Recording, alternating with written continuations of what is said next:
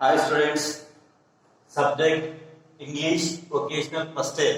Subject vocational English first aid.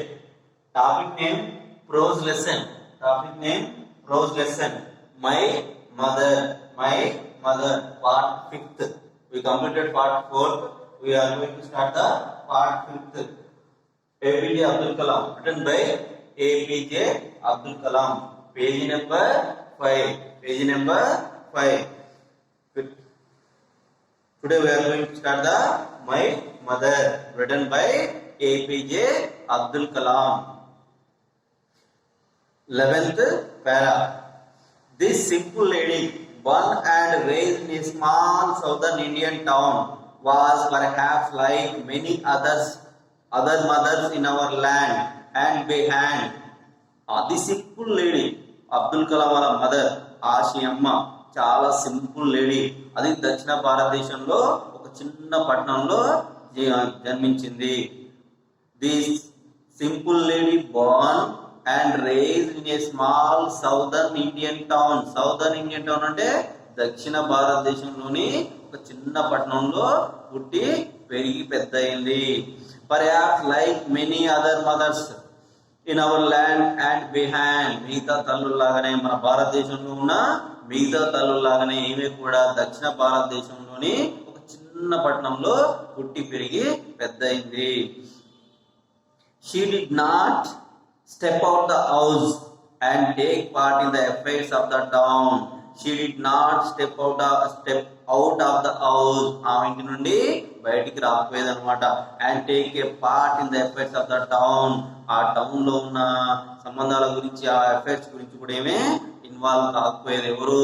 Abdul Kalam వాళ్ళ mother.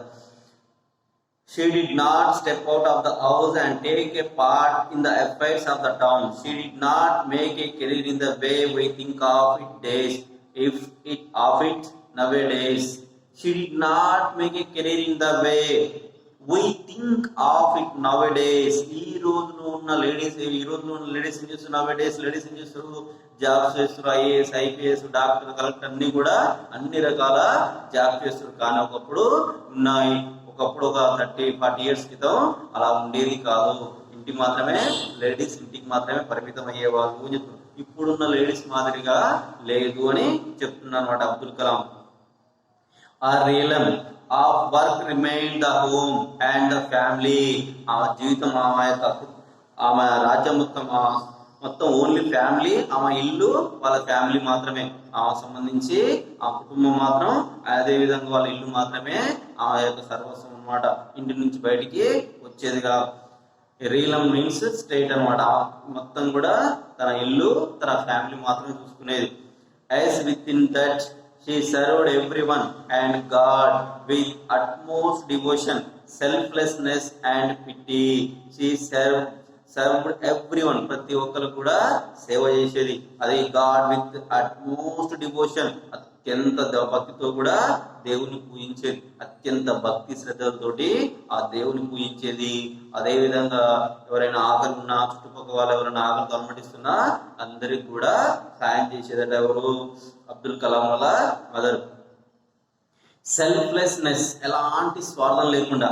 And పిట్టి, కరుణ, దయ, జాలితోటి, స్వార్థం లేకుండా ఉండేది. ఆ దేవుని యందు అత్యంత భక్తి శ్రద్ధలతో ఉండేది.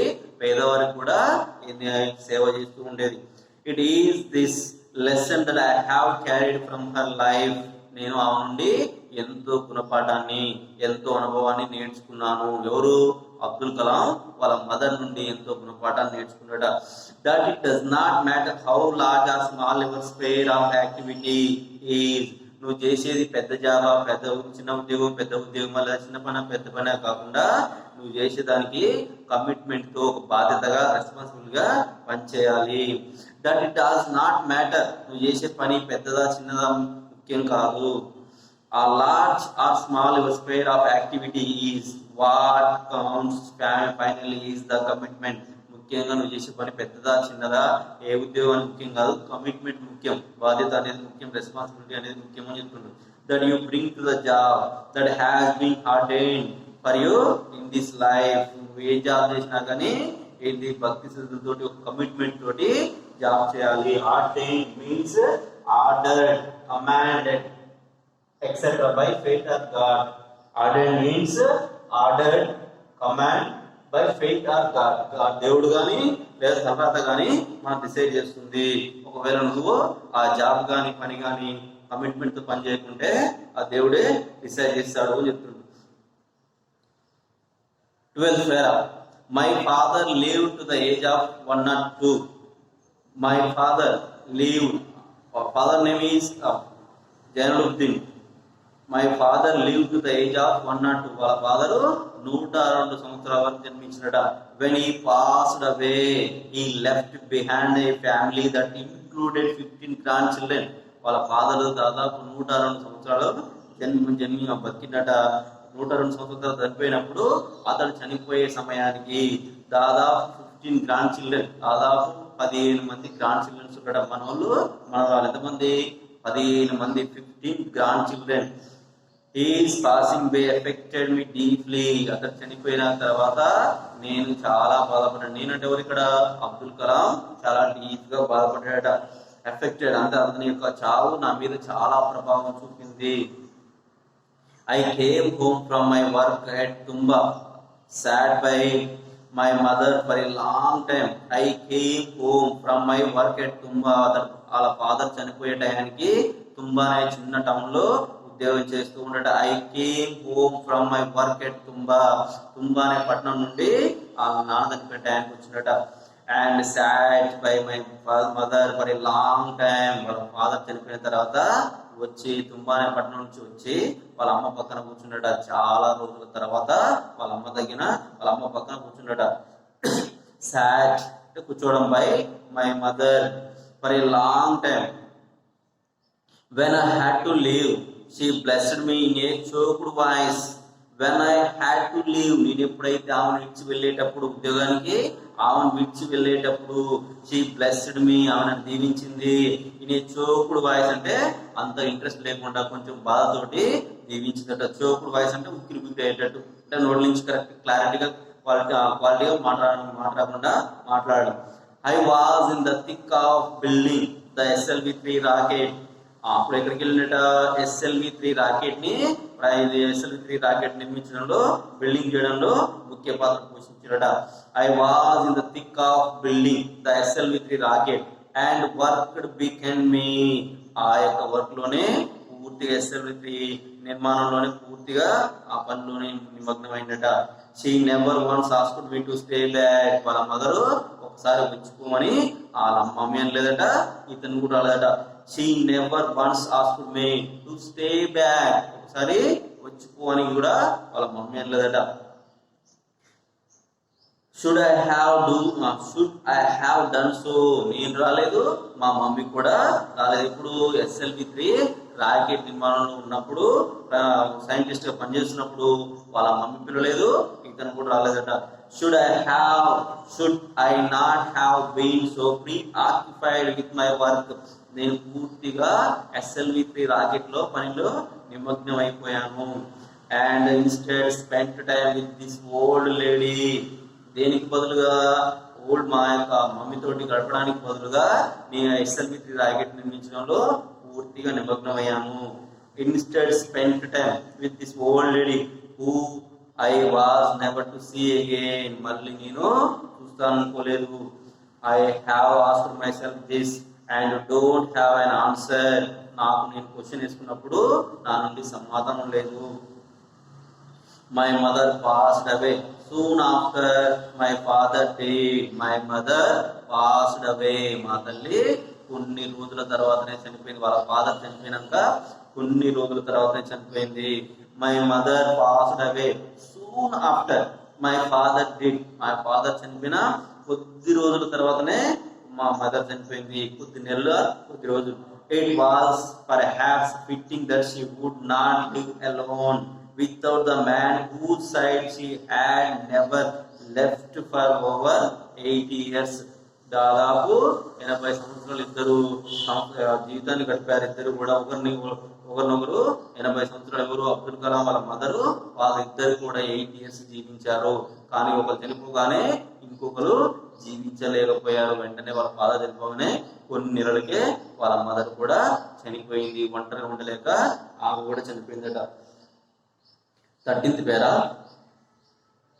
After I received the news of her passing away, as I made my way to Rameshwaram, memories of her assailed me. ఎప్పుడైతే మా మదర్ చనిపోయిందన్న వార్త వినగానే నా ఆలోచనలంతా కూడా రామేశ్వరం వైపే గుర్తొస్తున్నాయి, రామేశ్వరం గుర్తొస్తుంది. After I received the news of her passing away, the news of her passing away, ఎప్పుడైతే ఆమె చనిపోయిందన్న వార్త వినగానే as I made my way to Rameswaram, వెంటనే నా ఆలోచనలన్నీ నా జ్ఞాపకాలన్నీ రామేశ్వరం వైపే ఉన్నాయి. మెమోరీస్ ఆఫ్ హర్ అసైల్డ్ మీ, అవి గుర్తు రాగానే అసైల్డ్ means disturbed and upset, disturbed and upset, assailed means disturbed and upset. వెంటనే ఆ రామేశ్వరం జ్ఞాపకాలు గుర్తు రాగానే వెంటనే డిస్టర్బ్ అయినట, అప్సెట్ అయినట. ఎవరు? Abdul Kalam. The two people who had created me not just as a child but molded my thoughts and personality were no more. The two people who had created me, ఏ ఇద్దరైతే నన్ను సృష్టించారో, not just as they child, ఒక పిల్లవాడు కాకుండా, ఈ but moulded my thoughts and personality, నా యొక్క ఆలోచనని నన్ను అదేవిధంగా నా పర్సనాలిటీ పూర్తిగా తీర్చిదిద్దిన వారు. వన్ నౌ నో మోర్, ఎవరైతే నన్ను సృష్టించారో అదేవిధంగా నా యొక్క ఆలోచనని పర్సనాలిటీ సృష్టించారో వాళ్ళు ఇప్పుడు లేరు. I would have to live out the rest of my life without their guidance. I would have to live out the rest of my life without their guidance. వాళ్ళ యొక్క గైడెన్స్ లేకుండా, ఫాదర్ పేరెంట్స్ యొక్క సలహాలు సూచనలు లేకుండా నా జీవితమే లేదు, ఇంత ఈ స్థాయికి ఎదిగేవాడిని కాదు అని చెప్తుండు. అంటే వాళ్ళ యొక్క గైడెన్స్ తోనే ఈ స్థాయికి ఎదిగాడు Abdul Kalam. But I knew one could not have lived a long without the other. But I knew, నాకు తెలుసు, ఒక జంట భార్య భర్తలు ఒకరు లేకుండా ఒకరు చాలా కాలం జీవించిన తర్వాత, ఒకరు చనిపోయిన తర్వాత ఆటోమేటిక్ గా ఇంకోరు కూడా చనిపోతారు, ఒంటరిగా గడపలేరన్న విషయం నాకు తెలుసు. But I knew one could not have lived long without the other.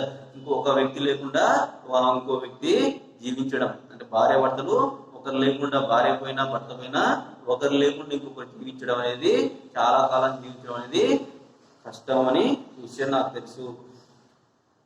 And that is what comforted me as I returned to the mosque where I had learned to pray with my father. That is what comforted me.